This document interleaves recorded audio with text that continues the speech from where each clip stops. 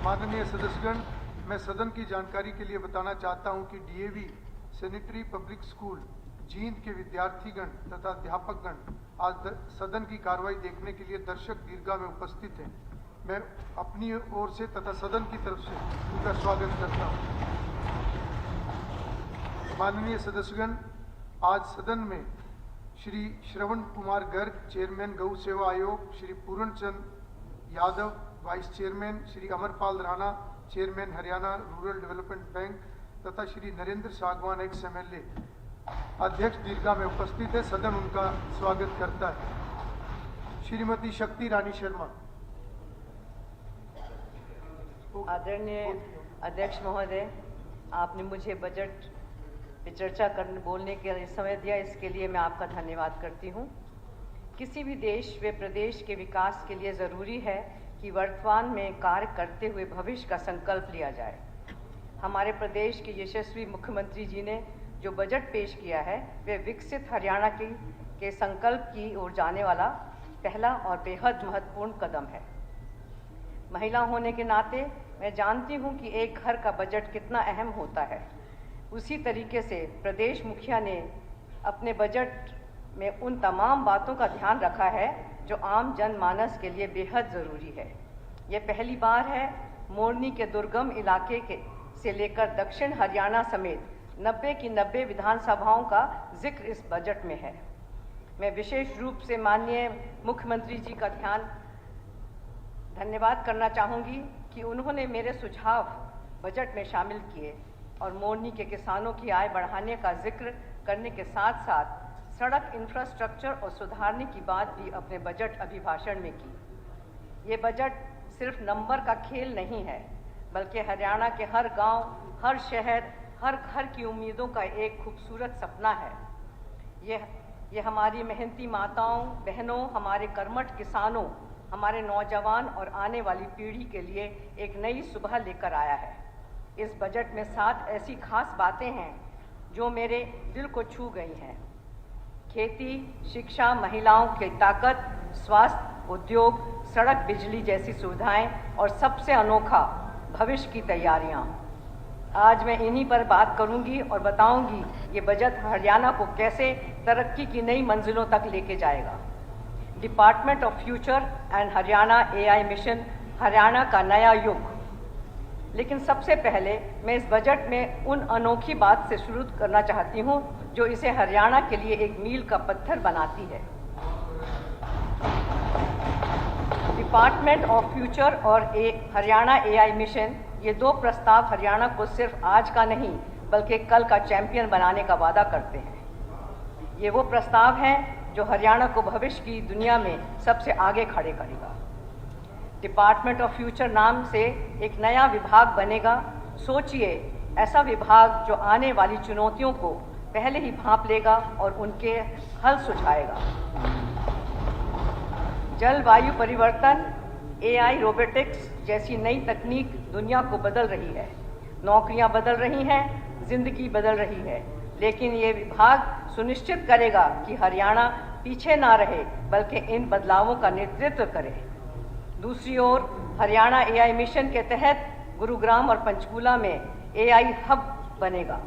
हमारे 5000 नौजवानों को नई तकनीकी की ट्रेनिंग मिलेगी। इससे वो दुनिया की सबसे अच्छी नौकरियों के लिए तैयार होंगे। विश्व बैंक ने इसके लिए 474 करोड़ रुपए की मदद का हाथ बढ़ाया है। खेती हमारी अन्नदाताओं की शान है। सबसे पहले बात करते हैं हमारे किसानों की। इस बजट में खेती के लिए 4,229 करोड़ रुपए रखे गए हैं, जो पिछले साल से 19.2% ज़्यादा है। बागवानी के लिए 1068 करोड़ रुपए, पशुपालन के लिए 2083 करोड़ का इंतज़ाम है। मुझे खुशी है कि प्राकृतिक खेती का लक्ष्य 25,000 एकड़ से बढ़ाकर 1 लाख एकड़ किया गया है। देसी गाय खरीदने की मदद 25,000 से बढ़ाकर 30,000 रुपये हो गई है। मेरे कालका क्षेत्र में मोरनी का पहाड़ी इलाका है, जहां किसानों को फसल उगाने में बहुत मुश्किल होती है। इस बजट में मोरनी के किसानों की आय बढ़ाने के लिए खास योजना की घोषणा हुई है। ये मेरे क्षेत्र के लिए बहुत बड़ी बात है और इसके लिए मैं मुख्यमंत्री जी का दिल से धन्यवाद करती हूँ। धान छोड़ने वाले 700 की जगह 800 रुपये प्रति एकड़ और पराली प्रबंधन के लिए 1000 की जगह 1200 रुपये मिलेंगे।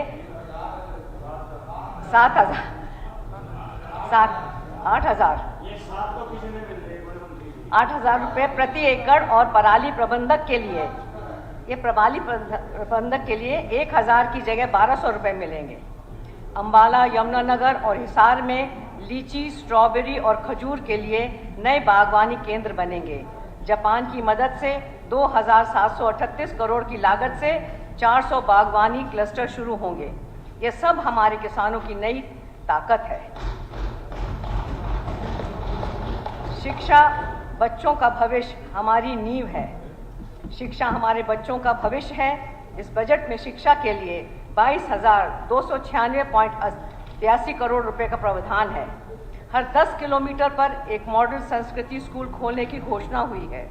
मेरे कालका क्षेत्र के गांवों के बच्चों को भी अब अच्छी शिक्षा पढ़ाई मिलेगी।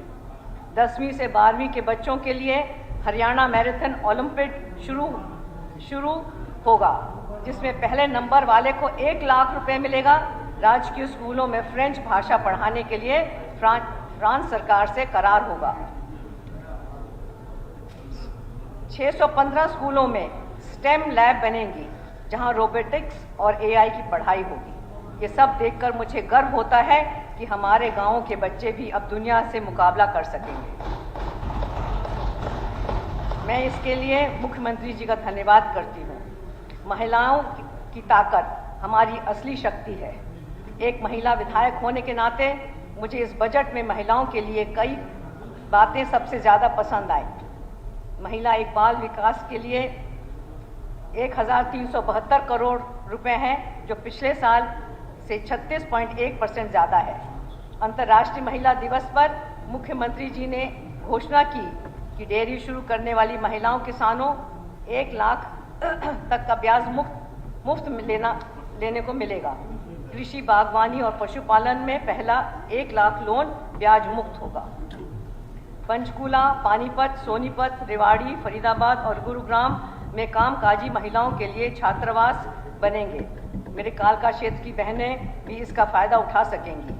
लाडो लक्ष्मी योजना में हर महीने 2100 रुपये की मदद के लिए 500 करोड़ रुपए रखे गए हैं। ये सब हमारी बहनों को आर्थिक और समाज 5000 करोड़ रुपए रखे गए हैं। ये सब हमारी बहनों को आर्थिक और सामाजिक ताकत देता है। इसके लिए मैं मुख्यमंत्री जी का तहे दिल से धन्यवाद देती हूँ। गलती सबसे होती है। स्वास्थ्य हरियाणा, खुशहाल हरियाणा।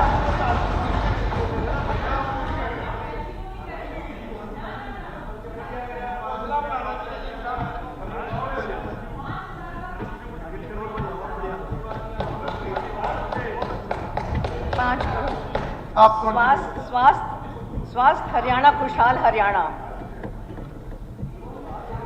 स्वास्थ्य के लिए 10,159.54 करोड़ रुपए का प्रावधान है।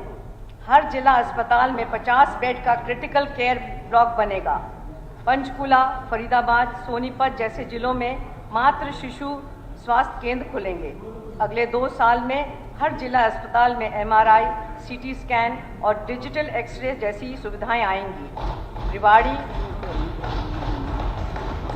रिवाड़ी और जींद में आयुष हर्बल केंद्र बनेंगे।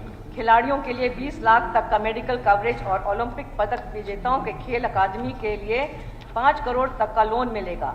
संकल्प प्राधिकरण से नशा रोकने के लिए 10 करोड़ रुपए दिए गए हैं। ये सब हरियाणा को स्वस्थ और मजबूत बनाएगा। इसके लिए मैं मुख्यमंत्री जी की शुक्रगुजार हूँ। उद्योग, रोजगार का नया दौर। हरियाणा को उद्योग का हब बनाने के लिए बड़े कदम उठाए हैं।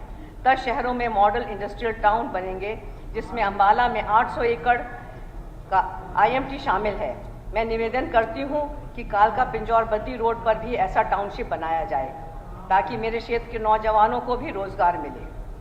IMT मानेसर में 55 MLD का CETP पानी की रिसाइकलिंग करेगा, जिससे जीरो वाटर वेस्टेज का सपना सच होगा।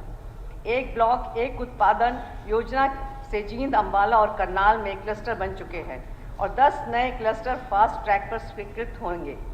50 उद्यमियों को इकाइयों को वैध माना जाएगा और औद्योगिक क्षेत्रों में मल्टी लेवल पार्किंग बनेगी। ये सब हरियाणा में रोजगार और तरक्की लाएगा। मैं इसके लिए मुख्यमंत्री जी का धन्यवाद देती हूँ। Sir 2 minutes. बिजली हरियाणा की सड़क बिजली हरियाणा की रफ्तार। बिना अच्छी सड़कों और बिजली के तरक्की नहीं होती। इस बजट में लोक निर्माण के लिए 4,830 करोड़ रुपए हैं। 6,500 किलोमीटर सड़कों की मरम्मत होगी और हर 5 साल में सभी सड़कों को ठीक करने की योजना है। गोहाना, सोनीपत, भिवानी, हांसी जैसी सड़कें चौड़ी होंगी और बल्लभगढ़ से जेवर एयरपोर्ट तक नया राजमार्ग बनेगा। परिवहन के लिए 3,338 करोड़ रुपए हैं। हर जिले में ऑटोमेटिक बस वॉशिंग मशीन आएगी और अगले 5 साल में 30% इसे इलेक्ट्रिक होगी। इससे प्रदूषण कम होगा और हरियाणा की हवा साफ रहेगी। मुख्यमंत्री जल संचार योजना में 100 तालाब और 2,200 पानी के टैंक बनेंगे, जिससे पानी की हर बूंद का सही इस्तेमाल होगा। ये सब हरियाणा को तेज और हरा भरा बनाएगा। माननीय अध्यक्ष महोदय, ये बजट 2 करोड़ 5,017.29 करोड़ रुपए का है, जो पिछले साल से 13.7 ज़्यादा है। ये बजट हरियाणा की मिट्टी से निकली वो चिंगारी है जो हमारे किसानों की मेहनत, हमारी बहनों की हिम्मत, हमारे नौजवानों के सपने और हमारे बच्चों के भविष्य को रोशन करेगी। ये सिर्फ एक बजट नहीं, हरियाणा की नई पहचान है। एक ऐसा हरियाणा जो न सिर्फ भारत का गर्व बनेगा बल्कि दुनिया को रास्ता भी दिखाएगा। मुझे गर्व है कि इस बजट हमारे आदरणीय प्रधानमंत्री मोदी जी का सबका साथ, सबका विकास, सबका विश्वास और सबका प्रयास के मंत्र को चरित्र करता है और हर वर्ग का ध्यान रखता है। मैं इस सदन के सभी सम्मानित सदस्यों से अपील करती हूं कि वो सभी इस समावेशी बजट का समर्थन करें ताकि हरियाणा तरक्की की नई मंजिल को छू सके। एक बार फिर इस ऐतिहासिक बजट के लिए माननीय मुख्यमंत्री जी का बहुत बहुत आभार। माननीय सदस्यगण, अब सदन की कार्यवाही दोपहर भोज के लिए दोपहर 2:30 बजे तक के लिए स्थगित की जाती है।